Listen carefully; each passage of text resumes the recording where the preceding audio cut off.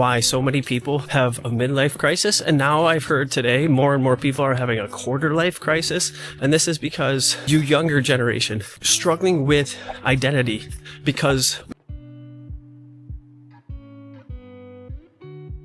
so many people today are lost or stuck, or they're looking for a passion or their purpose. And I've come up with this idea called the identity network. Instead of just saying that we have an identity network of like thoughts and beliefs, I believe it's also true that we have this identity network of many different views of ourselves. I am someone who travels. I am a father. I am a mother. I am a sister. All of these things create this very complex identity network. The more inflexible and externally dependent your identity network, the more fragile it becomes.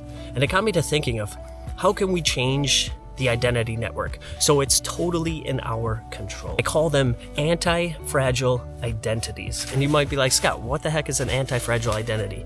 And it's this. It's an identity node that you choose that is entirely dependent on you. It's 100% internally focused. And a key component here is it's also flexible. It comes from Nassim Taleb's idea of anti-fragility, which basically implies things grow stronger when faced with stressors. Instead of focusing on anything that's externally controlled, so not even saying I'm a reader, because that involves external things that are outside of your control. You need books to be a reader. The more something comes in contact with the external environment, the more fragile it becomes identity-wise. And this is the same with flexibility. The more you're attached to a single identity, like if you believe I am a Democrat, right? Like, and that's it, and you totally believe that, and you're inflexible on that. The more inflexible you are, the more fragile you are. And also another thing with the identity network is the more little nodes, I call them identity nodes, so teacher, engineer, shoemaker, mother, sister, friend, all of these little nodes have one really interesting part that I've come across. It's just the identity opposite. I've traveled the world a lot. I might have mentioned this before. And since I've stopped traveling, I realized that because I identified with being a world traveler, the opposite was always there. I just didn't see it. It's similar to Carl Jung's idea of the shadow self, but it's a little bit different because each identity you choose, if you say, I am a teacher, then therefore automatically the opposite comes with it. It's like an identity coin. There's always an opposite side. And then anytime you shift between either side, because you're trying to find a balance, if you start to move the coin, that is where pain and suffering is involved, and you have to change. And there's this idea in, I believe it's Buddhism, and it's been said in many places, is that you have to kill the old version of yourself in order to make space for the new one. And I disagree with that because, like I said, it's a coin. If you kill the one old version of yourself, then you also kill the other side. And that's not how life works. Anyone who's ever, let's say, somebody who drinks. I know many people aren't drinking these days, but let's say you used to be a drinker and then you stopped. You don't kill the drinker. That drinker is still there. It's always going to be with you. It's part of your history. You can accept it and move past it and then stop drinking and go to the other side of the coin, but you don't kill that identity. That identity is still there. The possibility of still drinking is still there. If they have an opposite, each coin, identity coin you choose or identity node, it makes it more fragile.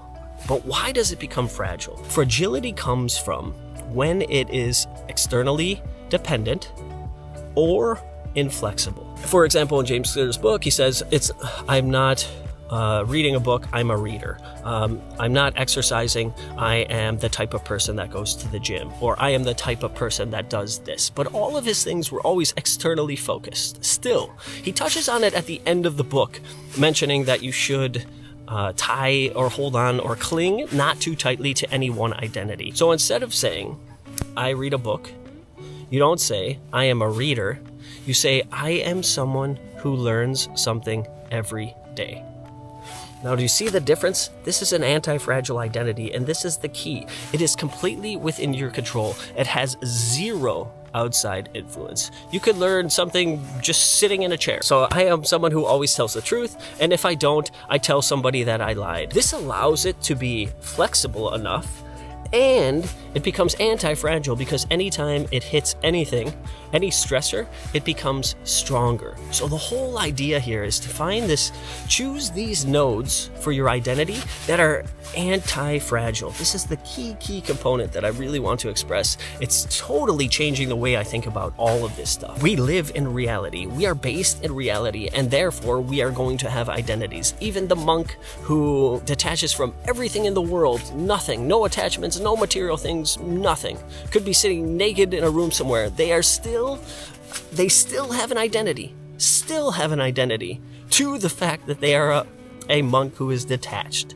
So no matter what, there's always going to be an identity, and there could be argument of like, okay, maybe in consciousness, in the now, in the exact moment, in pure flow, there's nothingness. It's like the quantum realm. Sure, I get that. But in reality, we all have identities. So instead of choosing ones that have any outside influence whatsoever, or they are too inflexible, stay away from those and start choosing identities that are anti-fragile. And this is why I tie this into habit. For example, I am someone who always starts again after they make a mistake. This would be the perfect anti-fragile identity. It comes around, you're building your identity around only values. And this works with things like habits. So instead of focusing on anything about going to the gym or reading a book, none of that even matters. It just matters on, I'm the type of person who starts again after they make a mistake. That becomes so powerful, and it's untouchable, and it's rooted only in you. And another aspect of that, and this is why we keep it flexible, because if you do what I do and say something like, I am the type of person who always does what they say they're going to do, it becomes a little too rigid. And I've noticed this, and that was why I was out here tonight walking, is because I said I'm going to exercise every day, and if I don't, I kind of get mad at myself. So you can get rigid. I recommend it for myself. I like something like that. But you also become a little bit more fragile when you do something like that, and it becomes less anti-fragile. So the idea of having an anti-fragile identity is something that is totally internally focused and flexible enough. It finds this really nice balance. And this is why it helps with habits, because it has nothing to do with habits. And this is why I think it's such a groundbreaking idea for purpose as well, because people are always looking for something. I'm looking for this thing outside of myself. And the great advice out there, I've heard it all over the place, is it's not outside yourself, it's within yourself. But that also means people are saying, sit down, get quiet, listen to yourself. What do you want? What are your desires? Like, who are you? And then you can figure out what your purpose is. But again, that isn't true. Your purpose is the anti-fragile identity. If you focus on just those things, and then you pick a few things you like to do, the anti-fragile identity will lead you in a path. So if you are like, I am someone who always starts again after making a mistake, and then you just like, hey, I like to write articles, and then you just start down that road. There is then no purpose outside of you. It's just a thing you like to do, but the purpose is there inside you. And I was kind of cheeky, and this is the fun part that I kind of came up with, and I wanted to create a law, and I came up with this law of anti-fragile identities. Anti-fragility of an identity network is directly proportional to how internally focused and flexible the identity nodes are that you have. So it's all about choosing anti-fragile identities. And they're nothing outside in the world, right? They start with character and values and principle, and why so many people have a midlife crisis. And now I've heard today more and more people are having a quarter life crisis. And this is because, one, you were told it's something outside of you and it's tied to a purpose or doing something. And now the common knowledge or the common advice is to sit and get quiet and listen to yourself. And I've said this too, but I realize it's also wrong, because once you sit quietly and you figure out who you are and what things that you like, it still doesn't solve the problem of it being externally focused. So let's say, for example, you sit quietly and you're like, hey, what's my purpose? You stop watching YouTube and scrolling, and you start to learn who you are. Chances are, I would guarantee, you're looking for something outside of yourself. Like, a career or a profession or something to make you money. And this is where the problem comes from, is because your true identity needs to be anti-fragile. It needs to be internally focused. That's why so many people get lost, is because their identities are not anti-fragile. They get into the world, they get thrown around a little bit, and the thing that they thought they were supposed to be doing disappears or changes, or it could be anything. I even heard recently Robert Greene, the author of the 48 Laws of Power, he said after a stroke, one of the most terrifying things was that he might not be able to write. Could you imagine? Like, that's his whole thing. That's all he ever does. And of course it's worked out for him because he's figured out his life's task. Even though that is externally focused and very inflexible, he found a way to work because he is anti-fragile and he understands that. So every time he got rejected or things didn't work, he said he, tried different writing things for years and things didn't work out. But he was able to bounce back and keep going. So you must be able to shape your identity in a way that is anti-fragile, where when it collides with the world, it gets stronger. This leads me to another point you hear in self-improvement. Take 100% responsibility for your life and everything is your fault, how you respond, right? Like if you get sick, it's not your fault, but it's your responsibility how you react to that. And I totally agree. You have an anti-fragile identity.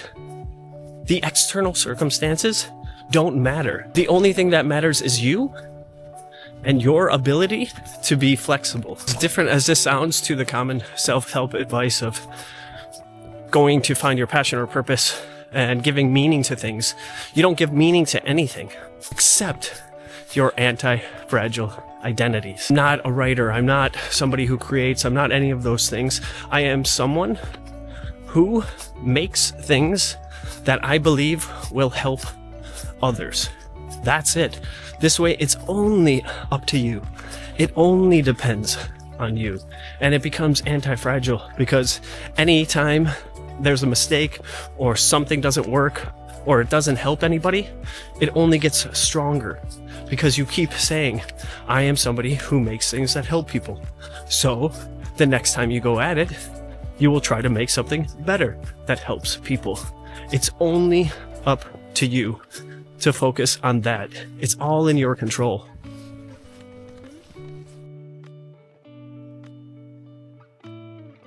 Here's the identity problem today, is that too many people are identifying with things that are external. They are outside of themselves. Watching YouTube or you're watching these shorts and other things, and you start to identify your persona, your identity, who you think you are, to other people's lives and other things that they do. And some of the best advice out there is step away from the noise, get quiet, get bored, and figure out who you are and what you like. But the biggest issue, and nobody is talking about this, is then what do you do? Most people say, okay, once you figure out who you are and what you like, you start to look out into the world and look for a career, a profession, things to do, and then you start to go build, and then you create kind of your identity around that, and then purpose will emerge from that. And I'm here to say that is wrong. And to simplify, we'll just say you're in the middle, and then there are all these dozens or hundreds of different nodes that you might have and identify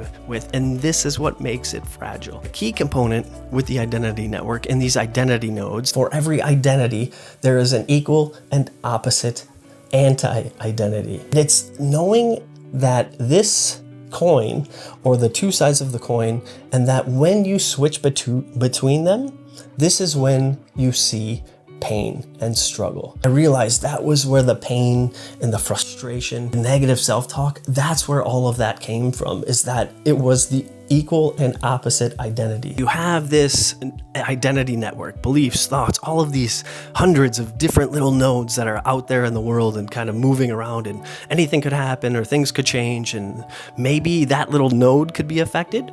Or maybe if that node gets affected and it's very important to you, it could affect the entire identity network. And that's where I think this concept is really, really cool. At least it helped me to visualize identity in a better way. But it's so complex. It's this me identity, this I identity, the self, the no self, the true self, the fake self, the real self, the shadow self. It was just like, wow, it's so much. Ultimately, I came to the conclusion of there's you, there's consciousness and awareness, and then you have all these little identity nodes that make up the self, or who you think you are. The more identity nodes you have that are externally oriented outside in the world and that are more rigid and inflexible, that makes you as a person and your entire identity network more fragile. If you say, for example, I am a teacher, and then you lose your job, that's externally dependent. It depends on the world to make that identity node for you. So if you lose your job, that whole thing is challenged significantly. And then it means, do you go again and remain a teacher? Or get a different job, start a new career? The stronger that you're attached to it and more rigid and inflexible you are, that causes more pain and struggle if you need to change, and it jeopardizes and makes fragile the whole identity network. Here are the 4 factors that make up an anti-fragile identity. It has to be internally rooted, it has to be adaptable, that makes it resilient, and it has to be guided. It takes all the power away from the external world and it brings it back to you. It allows you to take complete responsibility for your life. It's also not a call to get rid of all identity, because that's what I think is happening to so many people in the world today, and that is why they're losing purpose, is because they have these identities that they're not really sure of and they're externally based, and the world is just moving so fast and the external world and everything in it is changing so quickly. So of course they get dragged along with it and they lose their identity along the way. The world is moving way too fast to try and stick to anything externally right now. It's impossible, and it's only going to get quicker. One of my absolute favorite topics are passion and purpose. Passion is simply things that you enjoy doing. You've been alive for however many years, decades. You like some things. You're drawn to some things. If you didn't have to go to work for a month, you would naturally gravitate to certain things, different than I certainly would. Let's say you started to make videos. We would talk about completely different things. You would talk about completely different things than the next person and the next person and the next person. So you have experience, you have something in there, you have some innate things that you like. Those are your passions. Your purpose. This is where everybody is getting lost again. All of the advice out there, all of it, it's just not working for me. It doesn't make sense. I get it to remove the noise, stop listening to people. Here's the most important thing I hope you can walk away with from this video. Purpose is not a career. It's not work you do. It's not a profession. Purpose is the way that you live your anti-fragile identity. Here's one of my absolute favorites, and it is, I am someone who always tries to contribute to the common good. So no matter what, it's not the external influences. If you put something out there and you try to help someone and it doesn't work, it doesn't matter, because you're someone who just continues to try to contribute. And if you can keep coming back to these anti-fragile identities, it will make you a much stronger person. And then you'll find your purpose by just doing that. I'm not saying you just have to throw all of these other external ones, whatever, your career, your profession, things you like to do, all of that, like writing, I'm someone who likes to walk, and just anything external. Slowly, you're going to want to push that off to the side and start embracing these anti-fragile identities, and that will make you stronger. It will lead you to better habits. It will lead you to finding your passion and your purpose, because you're just going to repeat these and embrace these ideas. Here's one of my absolute favorites. I used to always say do hard shit, but instead you can just say, I am someone who chooses growth over comfort. Absolutely life-changing. Imagine you're sitting there watching Netflix and you can't get motivated and you're like, oh, I don't feel like doing that. But you have this anti-fragile identity. So instead of not just motivating you, it's now that instance, that friction, that moment where you're watching Netflix and you don't want to do it, that is actually good for you. And if you can start to see that moment of friction is actually making you stronger, this is what is so powerful about anti-fragile identities, is that stress is good. You want that. You want to be sitting there watching Netflix and be like, oh, I don't feel like going for a run. It's so cold outside. I don't feel like doing that. You want that. And then you're like, oh, I'm someone who chooses growth over comfort. And eventually you do that enough times and you make those decisions, that identity will be yours forever. Everything else will fall into place. Ask ChatGPT. Okay, this may be one of the most profound things that I've come up with lately, and I am super excited to share this with you. I just realized this might be a little bit too bright.